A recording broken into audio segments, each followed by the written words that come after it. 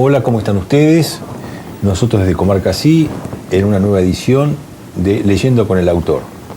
Hoy tenemos la oportunidad de presentarles un libro que hemos tenido en nuestras manos hace muy poco tiempo. Es una publicación realizada por un convenio entre la Defensoría de la Ciudad de Buenos Aires y la Asociación de Abogados de Buenos Aires. Un libro que de alguna manera se presenta como un libro singular en el marco del espíritu de memoria, verdad y justicia que impera en nuestro país. Nos referimos a un libro que es semblanza de los abogados y abogadas detenidos y desaparecidos y asesinados entre 1970 y 1983 en Argentina. Este libro, que hoy vamos a tener la oportunidad de darlos a conocer a ustedes, es un libro que está formulado colectivamente, pero tenemos aquí con nosotros la presencia del doctor Carlos Cruz. Carlos, muchas gracias por estar con nosotros. Bueno, gracias por la nueva invitación.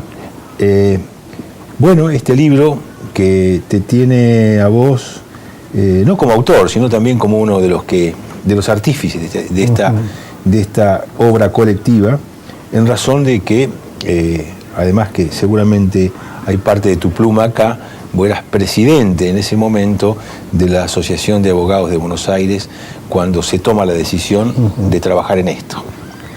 Así es.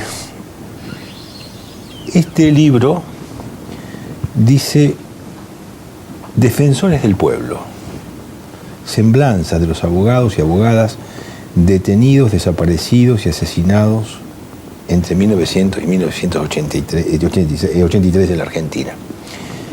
¿Cuál fue el estímulo institucional, grupal, colectivo, que lo llevó a conformar estas semblanzas? Sí, era una vieja idea que un grupo de amigos y de colegas teníamos de reunir nombres con fotos y con semblanzas de vida. Si nosotros tuviéramos que historiar en relación con los abogados cuáles fueron los procesos de investigación o las etapas en los procesos de investigación de los trágicos sucesos entre 1970 y 1983, podríamos distinguir 4 etapas. Una primera etapa durante el accionar de la AAA y durante el proceso cívico-militar que se inicia el 24 de marzo del 76, que estaba caracterizada por la presentación de habeas corpus, ubicación de los compañeros que habían sido secuestrados, detenidos o desaparecidos, y que tenía básicamente como objetivo ubicar a estos compañeros y compañeras que habían sido secuestrados o detenidos. Hubo una segunda etapa, con la vuelta a la democracia, donde el objetivo, podemos decir, era tratar de reunir, como explican las autoras en la introducción metodológica del libro, datos duros, o sea, en qué circunstancias, en qué momento habían sido detenidos o habían sido asesinados, dónde habían sido llevados, cuáles eran los lugares de detención, que tenían que ver con la promoción de los juicios por memoria, verdad y justicia. Después se desarrolla una tercera etapa que tiene que ver con esta idea, ¿no? Es decir, que cada uno de estos compañeros o compañeras militantes en sus distintos lugares de práctica social o profesional, aparte de las fotos que uno puede ver en las publicaciones, en los carteles, en las marchas, y a veces vinculados con un nombre o solamente a veces las listas de los nombres, en realidad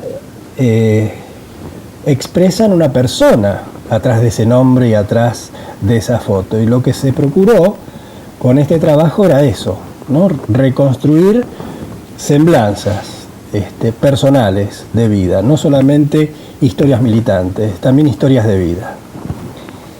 Y vinculado con esto, la cuarta etapa, que también se está desarrollando actualmente, que es la que tiene que ver con que el golpe o los golpes cívico-militares no fueron en realidad generados desde las usinas militares, sino que las usinas militares en realidad respondieron, fueron dóciles, inducidos consciente o inconscientemente, por el poder civil, y dentro del poder civil por el poder económico concentrado, que es la etapa que ahora se está abriendo como objeto de investigación. Así que, en síntesis, lo que se buscó es eso, unir cara, nombre y historia de vida.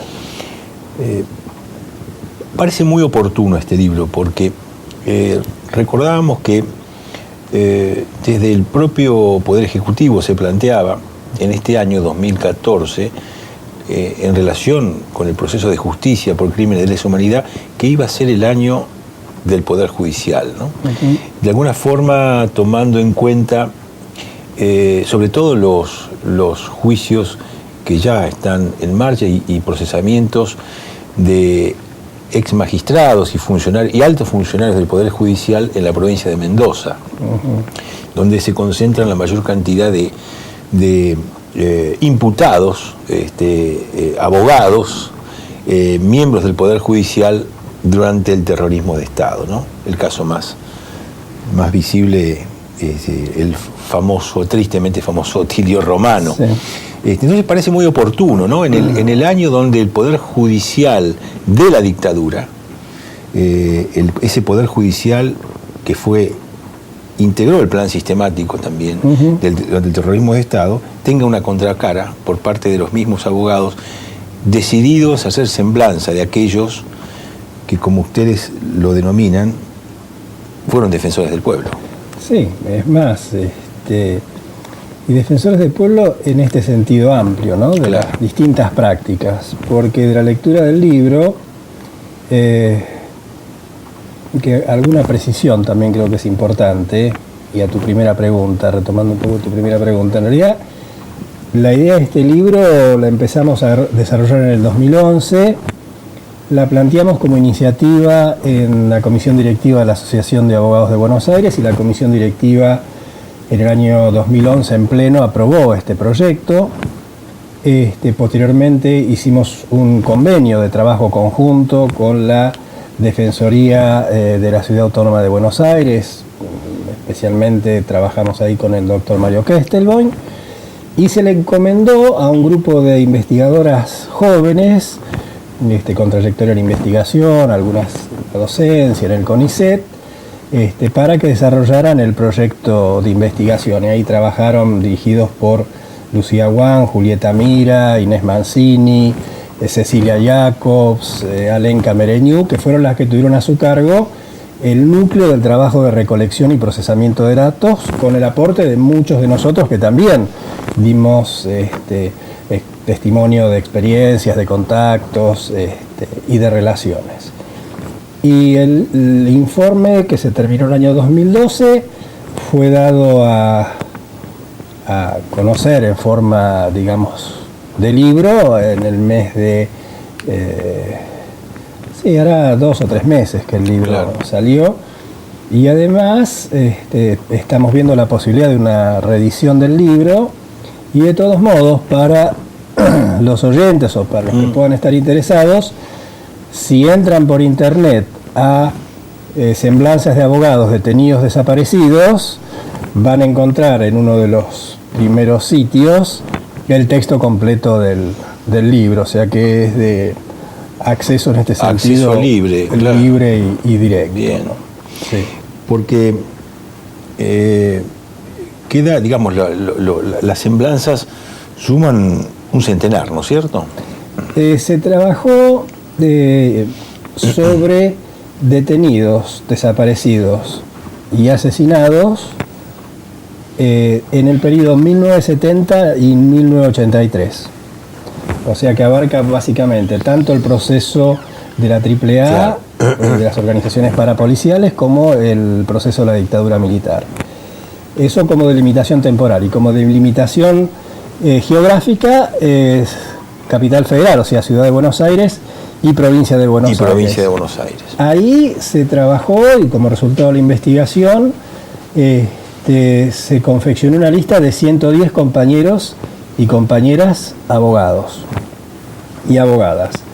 De esos 110 se pudieron completar 98 semblanzas y 12 semblanzas no pudieron ser terminadas, pese a que hubo una intensa tarea de búsqueda de datos, con organismos, con familiares. Hay muchos aportes de familiares en el libro que, a medida que se iba haciendo la investigación y tomaban conocimiento de la misma, se contactaban con la investigadora, claro, o con la asociación de abogados para dar información, para dar datos. Incluso en algunos casos han sido los familiares los que han escrito la semblanza, claro, ¿no? O han hecho cartas o notas o adendas que están incorporadas en el libro.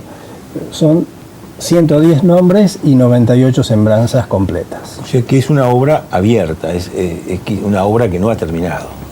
Porque no ha terminado ni en el espacio geográfico que inicialmente han tomado Ciudad de Buenos Aires y a la metropolitana, sino porque también está el resto del país. Y además porque seguramente podrá ser un estímulo para que nuevas semblanzas se incorporen. Seguro.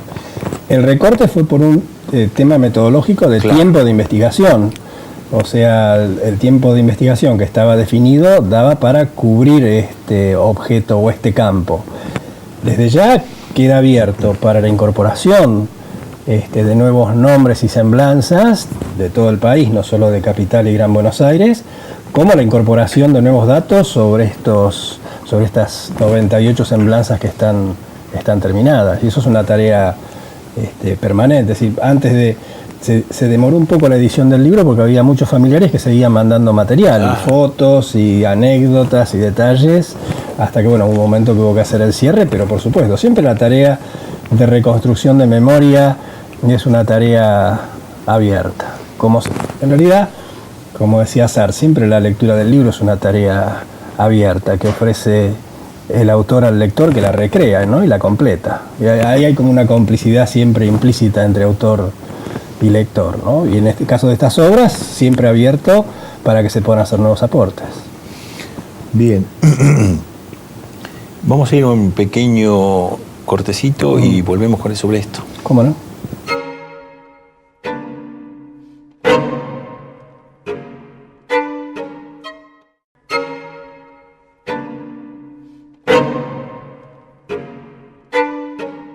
Seguimos con Carlos Cruz, leyendo semblanza de los abogados y abogadas detenidos, desaparecidos y asesinados entre 1970 y 1983 en Argentina. Carlos, vos mencionabas recién esta cuestión de la obra abierta, ¿no?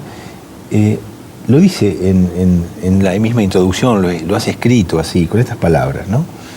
Este libro, decís, tal como se expresa en el informe, no está cerrado. Por el contrario, está abierto a nuevos aportes y nuevas reconstrucciones de memoria que surgirán sin duda de la libre lectura del texto, que nos obligará, como diría Sartre, a recrear lo que él revela.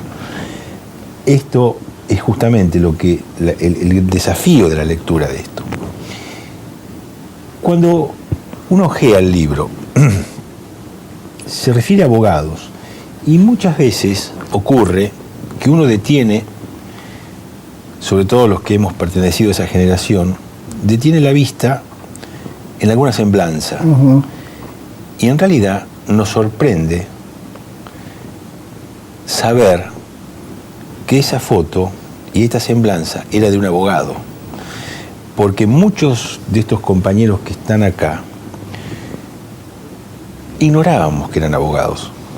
En realidad hay abogados plenos, aquellos que los conocíamos como tales, Ortega Peña, por ejemplo, o tantos otros, ¿no?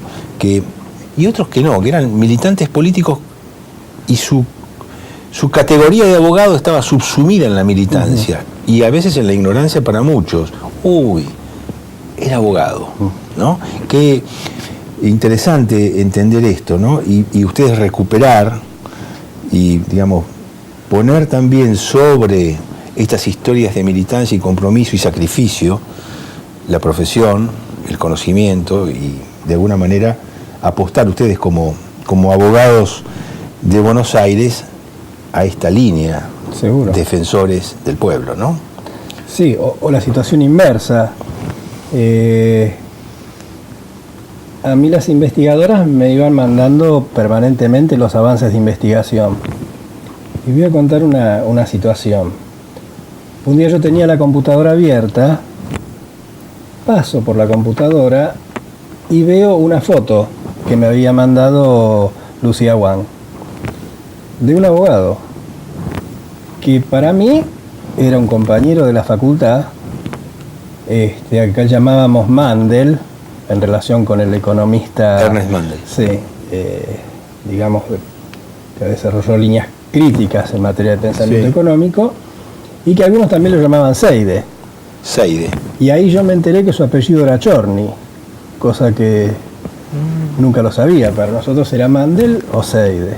Ahí pasó a ser esa cara, con ese sobrenombre, claro, con ese apellido y la semblanza de también muchos detalles de su vida que no habíamos conocido en la época de la militancia universitaria, claro, que fue cuando yo lo conocí a Mandel, ¿no? Un caso muy claro que aparece, ¿no? Por lo menos si nos referimos a Ciudad de Buenos Aires y Provincia de Buenos Aires, de vinculación entre el quehacer y el compromiso de la abogacía con el sacrificio y con la persecución política. Es la famosa noche, la tristemente famosa noche de las corbatas, que está rescatada acá con las semblanzas de varios compañeros que han sido víctimas de ello, ¿no? Sí, ahí hay... a ver, lo que se tuvo en cuenta eran abogados en sus distintas prácticas. Claro. Porque estaban los abogados que trabajaban en la profesión como defensores de presos políticos, hay abogados que integraban las organizaciones político-militares, hay abogados que trabajaban en la justicia, hay muchos abogados que eran docentes universitarios, además de otras prácticas, o que trabajaban en barrios, o que trabajaban en villas. Hay muchos abogados laboralistas, es decir que eran abogados que realizaban distintas prácticas. Y sobre esto me parece que es importante además rescatar dos cosas. Por un lado, cuál era el modelo de militante o de cuadro político de la época, que era el modelo de militante de cuadro político integral. Es decir, y esto está reflejado en estas semblanzas, ¿no? Es decir, eran hombres y mujeres que tenían práctica territorial o práctica profesional, que podían escribir poesía, que escribían libros, que daban clases, y daban clases a lo mejor y también trabajaban en una villa, ¿no? Esta era la idea de un cuadro político formado e integral. Y en segundo lugar, que eran hombres y mujeres que trascendían ese imaginario de jóvenes idealistas, que sin duda eran varones y mujeres con ideas, con ideales, que perseguían utopías a través de prácticas concretas, pero en el fondo lo que eran militantes, seres humanos comprometidos con su tiempo y con la historia, conscientes de las prácticas que realizaban en sus distintos ámbitos de trabajo y que perseguían un objetivo, o que perseguíamos objetivos de transformación del hombre, de transformación de la sociedad, de defensa de los intereses de la nación, de defensa de los intereses y los derechos de los pobres, y de confrontación con el poder corporativo transnacional. Precisamente es en el marco de esa confrontación y como respuesta a ese desarrollo confrontativo que se genera el golpe cívico-militar del 76 sobre la matriz del 66 y sobre la matriz del 56, ¿no? Es decir, como salidas de contención frente a los movimientos populares en épocas de crisis del modo de producción capitalista, donde el modo de producción capitalista no tiene forma de contener estos procesos recurriendo a los mecanismos propios del estado de bienestar por su crisis financiera interna, y entonces para preservar el sistema de la misma manera que hicieron en España en el 36, o en Alemania, o en Italia, también en América Latina, en Argentina, se recurre a los aparatos represivos y de control social propios del fascismo, que controlan los movimientos revolucionarios y transformadores y preservan el sistema del modo de producción capitalista. Y sobre eso, o para impulsar esto, es que utilizan a los sectores militares, que no son sino instrumento consciente, en algunos casos e inconsciente en otros, de las políticas del poder económico concentrado. ¿Qué repercusión ha tenido esta decisión y no solamente la decisión, ¿no? Consolidarlo como obra por parte de la iniciativa de una asociación de abogados en los ámbitos universitarios, en los ámbitos más jóvenes, digamos, de los nuevos abogados? Uh-huh. Porque el proceso y la dictadura, el terrorismo de Estado caló muy fuerte en nuestra sociedad y hubo cambios innumerables, ¿no? Y hay diferentes grados de reacción ante ello, ¿no? Las universidades a veces no han respondido exactamente como otras organizaciones de la sociedad, las asociaciones profesionales tampoco, ha sido de disímiles reacciones. No estoy muy seguro, por ejemplo, yo como médico, si los médicos se han alguna vez propuesto hacer semblanzas sobre aquellos detenidos, desaparecidos, asesinados, ¿no? Esto es una iniciativa muy particular. ¿Qué han visto esto? Sí, hay otros, digamos, desde el lugar profesional, uh-huh, hay otros desarrollos. O sea, en la Facultad de Arquitectura se han hecho investigaciones en este sentido. La Facultad de Ciencias Económicas de la UBA también ha hecho un trabajo en este sentido. En Lomas de Zamora se han hecho trabajos en este sentido. En Mar del Plata también. Digamos, hay otras reacciones parecidas que apuntan a esta idea, en esta etapa de reconstrucción de semblanza.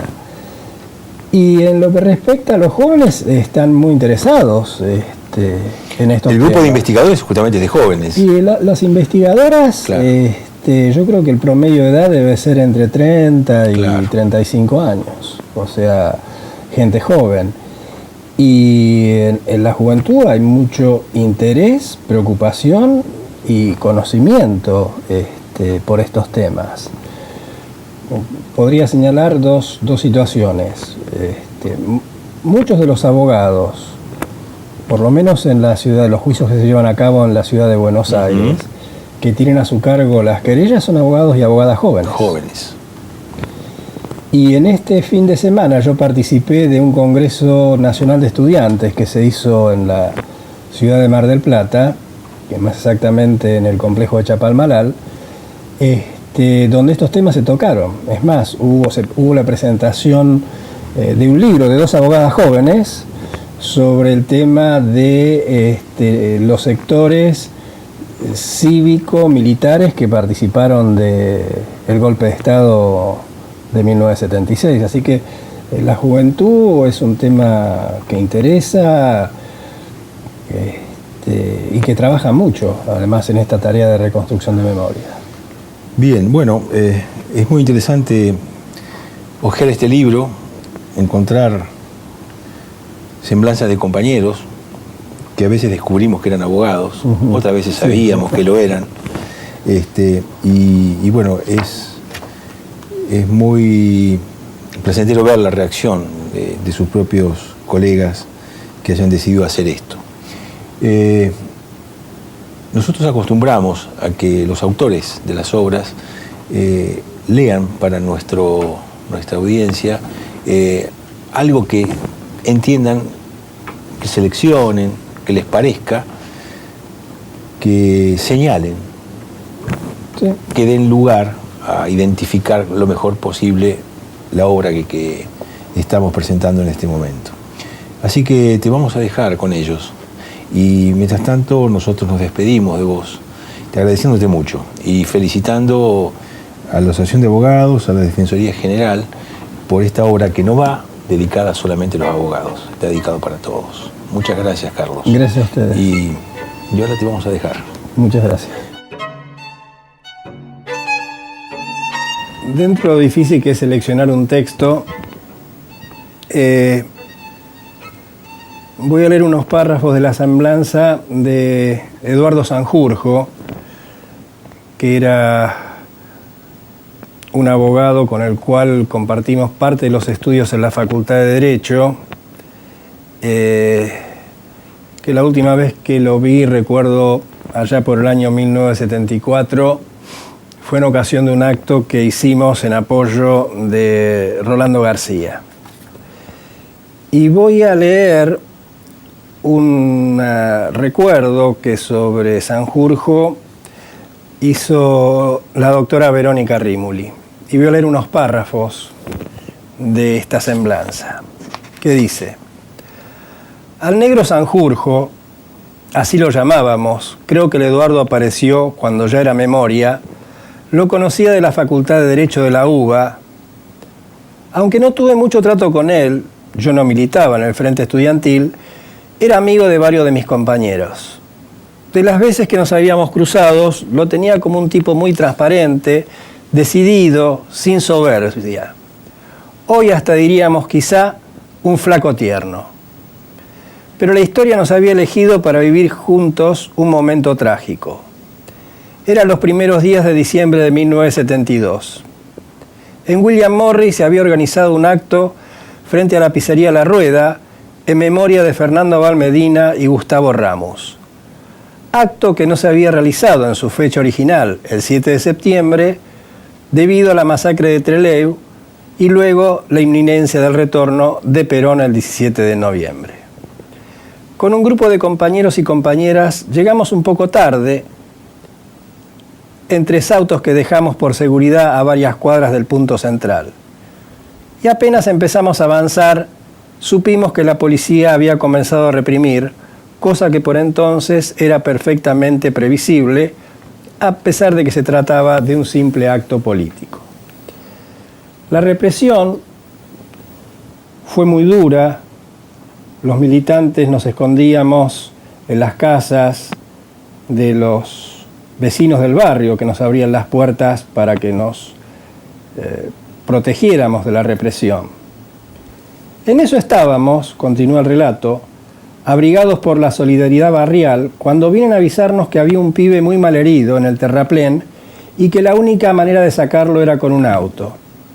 Me fui con un compañero a buscar el que estaba detrás de un gallinero y nos mandamos por las zonas de las vías. Al llegar al lugar, lo primero que vi fue al negro Sanjurjo agitando los brazos y a los gritos, todo bronca y desesperación. Bajo el alambrado de las vías, los brazos en cruz, la panza destrozada por una granada de gas lacrimógeno, disparada a quemarropa, estaba el pibe. Después sabría que se llamaba Ramón Césaris y que tenía 18 años. Entre varios lo subieron al auto. El negro lo llevaba en sus brazos. Yo le había dejado el volante a mi compañero y trataba de parar la sangre haciendo presión con una remera, un buzo. Ramón se quejaba bajito y el negro le acariciaba el pelo, le hablaba con ternura: «Te vas a poner bien, negrito, aguantá que ya casi estamos». Le hablaba como a un hijo. Él, que entonces tendría apenas unos pocos años más, y lloraba. Las lágrimas se le enredaban en la barba y le seguía hablando.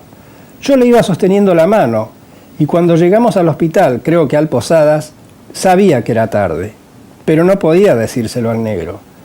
Así que ni bien paramos, bajé como un loco a buscar a la guardia y volví con una camilla y enfermeros. Nos gritó que nos fuéramos. El negro nos dijo que él se quedaba mientras seguía apretando la mano sin vida de Ramón. Más tarde sabría que Ramón no era de derecho, sino que acababa de empezar arquitectura, que el negro lo conocía de la militancia y lo había llevado al acto, y se sentía responsable por su vida. Ese dato, ese hacerse cargo, me parece un rasgo que muchas veces se ha omitido en algunas historias de militantes. Lo mismo que la ternura y el llanto. Desmintidores del cliché: a los caídos no se los llora, se toman sus banderas, u otros por el estilo. Como si hubiera alguna contradicción entre esos términos. El negro lloró a mares por Ramón y después siguió peleando hasta el final. Sé que se llevó esa espina clavada y eso habla de su humanidad.